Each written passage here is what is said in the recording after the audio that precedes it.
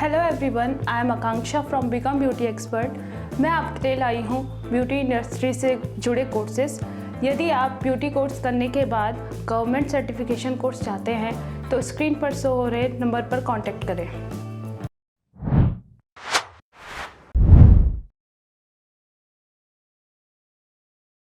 अब हम डमी पर प्रैक्टिस कर लेते हैं कि हम किस टाइप से आइसोलेट करके एंड देन लैशेस प्लेस करेंगे। तो सबसे पहले हम अपना लैशेस ले लेते हैं। तो इनिशियल के लिए हम कौन सा लेंगे, ये हमारा है 8 mm की। तो इसका हम ले लेंगे फॉर इनर कॉर्नर्स।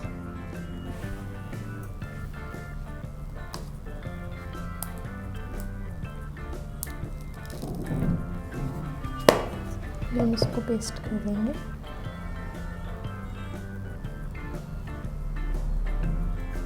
यहाँ पर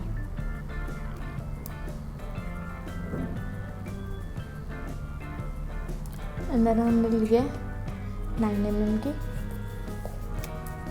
थोड़ा सा इनसाइड के लिए।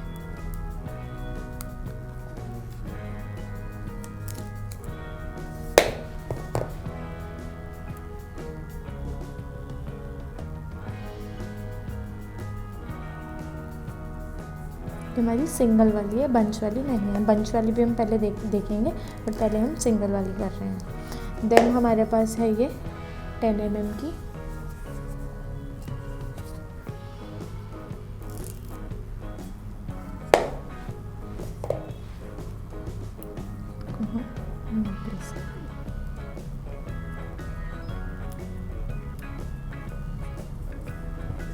इसके बाद हमारे पास है 12 mm की। हम इसको सीरियल वाइज रखेंगे क्योंकि हमें सीरियल वाइज ही यूज़ कर। फिर लास्ट हमारे पास है 14 mm की।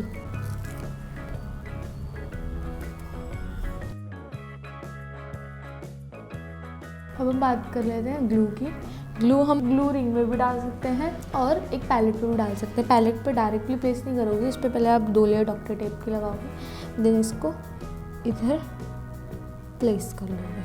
आप अपनी रिंग में भी डाल सकते हो। रिंग का एक डिसएडवांटेज है कि हम क्लाइंट का जब डील कर रहे होते हैं, सम टाइम क्या रहता है, हम करते करते क्लाइंट के ऊपर फेंक देते हैं। तो मेरे को ऐसा पर्सनली लगता है कि हम इस पर डालेंगे, ये मे भी हार्मफुल रहेगा क्लाइंट के लिए। अगर आपको कंफर्टेबल है तो आप इसको भी यूज़ कर सकते हैं, वो आप पे डिपेंड है। बट मुझे पर्सनली ये कंफर्टेबल लगता है ज़्यादा फॉर द हेल्थ पर्पज़, कि वो उसको नुकसान भी ना करें एंड कुछ उसके ऊपर ग्लू गिरे भी ना। इसलिए मैं प्रेफर करती हूँ इस पैलेट पे डाल के करना। आप उस पर भी कर सकते हैं। हमने 10 mm की लेके अंदर से इस पर प्लेस कर दी। मैंने उसको थोड़ा सा ऊपर की साइड उठा लिया।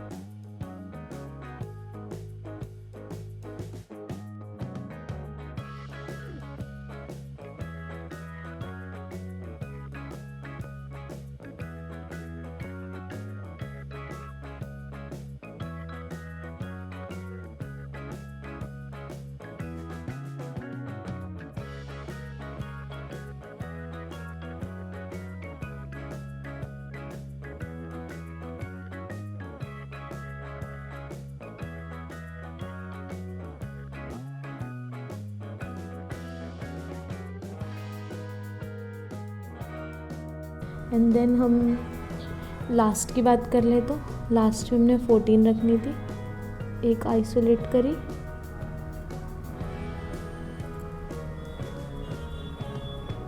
बिल्कुल लाइट हैंड से, एंड देन 14 ली एक,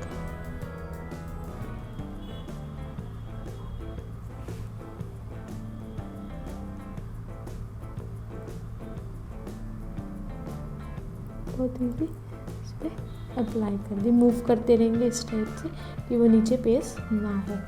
अगर हम इनर कॉर्नर की बात करें तो इनर कॉर्नर में हमारी 8 लगेगी पहले आइसोलेट कीजिए बहुत लाइट हैंड से। ये थोड़े से हार्ड हेयर हैं, रियलिटी में जो हमारे नेचुरल हेयर होते हैं वो हार्ड नहीं होते, बहुत सॉफ्ट रहते हैं। यहाँ पर हम ले लेंगे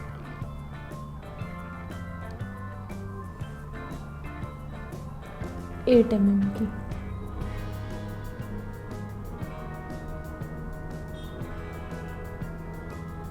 ये हमारा बंच है, बंच कुछ इस टाइप से रहेगा एंड बहुत इजीली पता चल जाएगा हमने बंच पिक किया है। हमने यहाँ पर लैश की एक एप्लीकेशन कर लिया है। यहाँ पर हमने सिंगल उठाए थे एंड यहाँ पर हमने बंचेस उठाए थे। इन दोनों में मेजर डिफरेंस क्या है, जब हम सिंगल उठाते हैं तो यहाँ पर डेप्थ नहीं दिखती है, हर एक अलग अलग से दिखती है। बट अगर हम बंच उठाते हैं तो बहुत ज़्यादा डेप्थ दिखती है, बोल्ड लगती है। आप देख सकते हैं जब अगर आप फ्रेम में भी देख रहे होंगे, इन दोनों में बहुत ज़्यादा डिफरेंसेस हैं। ये बहुत हल्की सी लग रही हैं, ये बहुत वेटेज लग रही हैं।